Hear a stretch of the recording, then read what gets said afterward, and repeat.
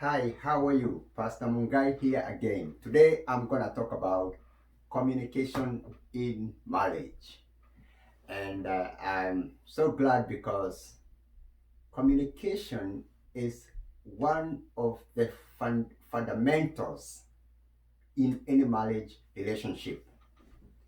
And as a pastor and experienced for many years, been married for over 20 years, I have come to know that communication in marriage is not necessarily what people think.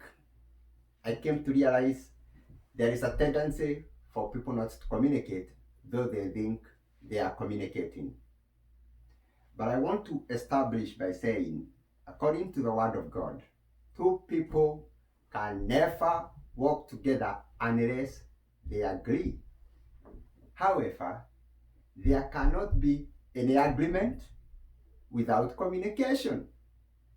You must communicate.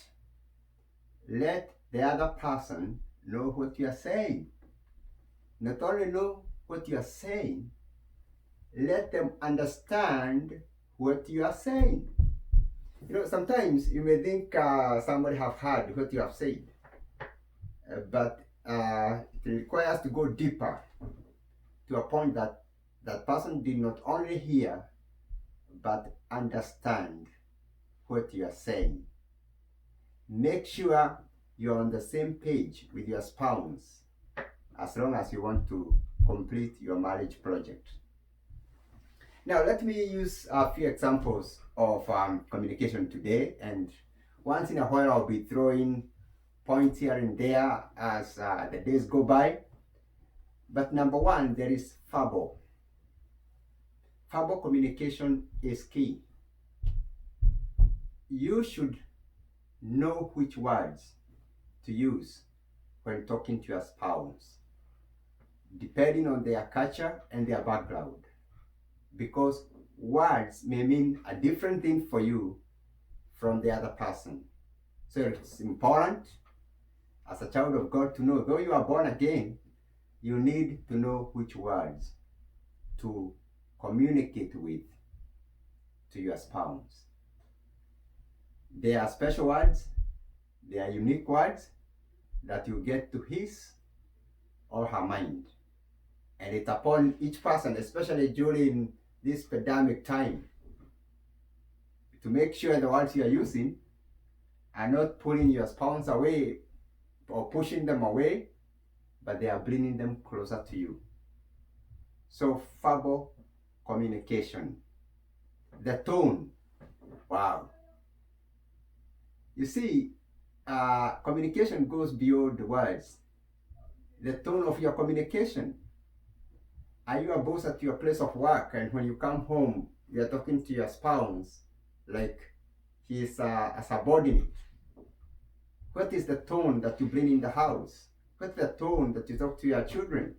All these matters, because the tone says more than the word.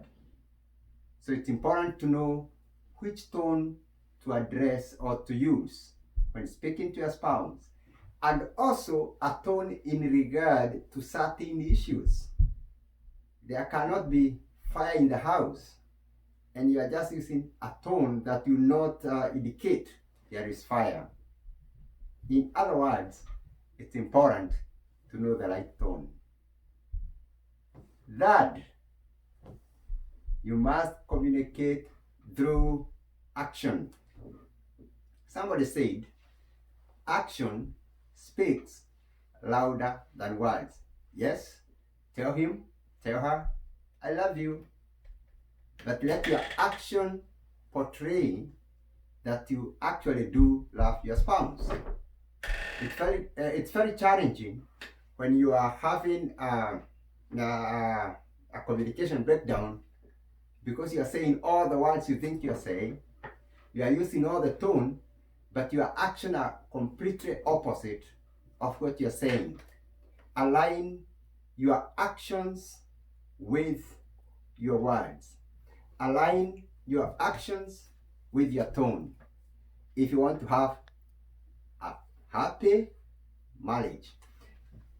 And let me say to you, marriage is not as such a heavy jargon as people make it. It is the best place where you can communicate with the best abilities, where you can actually enjoy, because it is only in your house where you are free to talk whatever you feel and not feel victimized and not feel neglected, not feel belittled, not feel a foreigner, not feel a stranger. So you must know communication must be in that house between you and your spouse. If you don't communicate with your spouse, it will be difficult to communicate with your kids, because your number one priority should be your spouse. Now that I've talked about the tone, I've talked about the, the words that you use, I've spoken about the action, I want to conclude by your emotions. Your emotions must communicate. Human beings, we are emotional beings. God created us to be emotional beings. And one need to hear your emotion. Sometimes we men, we have a problem. We don't want to show our emotions. We don't want to feel like we will cry when it's time to cry, depending on the culture you come from. But crying in marriage, or crying when it's time to cry, is necessary. Let your spouse know you can cry. Let your spouse know you laugh. Communicate through emotions. There are some people who are very flat. Even when they are in their home, they are flat. They cannot be detected. You cannot know how they will move in the next few minutes, simply because their emotions are flat. I tell you, my friend, if you want to enjoy your emotion, learn how to communicate. Be free. Let your emotions land. Let your words be chosen and careful. Let your tone be that which is awesome. Because marriage is for life. And when you think that you have to stay with this person in the next 50 years of your life, you have no choice but to learn how to communicate. Because if you don't, you will live in a prison for those 50 years. You will live in your home, but in a prison. You are left with your wife, your husband, the two of you. You have no words. Learn to tell stories. Learn to share experiences. Learn to share your fears. Communicate your worries. Communicate what you saw and what you didn't see. Talk about anything. In life, communication is very key. Human beings like to be communicated to. And I guarantee you, if you don't talk to your spouse, somebody will talk to them. If you don't talk to your spouse, somebody out there will get that gap and you'll be communicating with your spouse. And as a result, you'll be losing some points, because no one is a vacuum. There is a need in human nature to be filled with communication. So it's very important, you as a spouse, to make it a priority in your life, deliberate, to learn the skills, the abilities to communicate. I know there are brothers out there who say, me when I go home, I'm a quiet man, I just like being quiet. But I tell you, there will be another man who will talk to your spouse. Don't be quiet. Talk. Share your emotions. Let your spouse know if she needs to laugh or he needs to laugh, he can laugh with you. If he needs to cry, he can cry with you. If he needs some form of listening to silly stories that sometimes even don't make sense, let her know, let him know you can listen to him or her. That makes it sweeter and something enjoyable.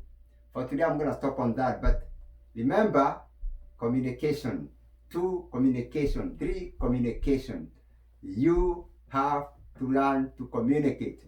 Spouses or human beings love, communication. That is the way we are. God bless you. I wish you a blessed day as you look forward to communicating. Don't fear each other. You are one flesh, one blood. God bless you.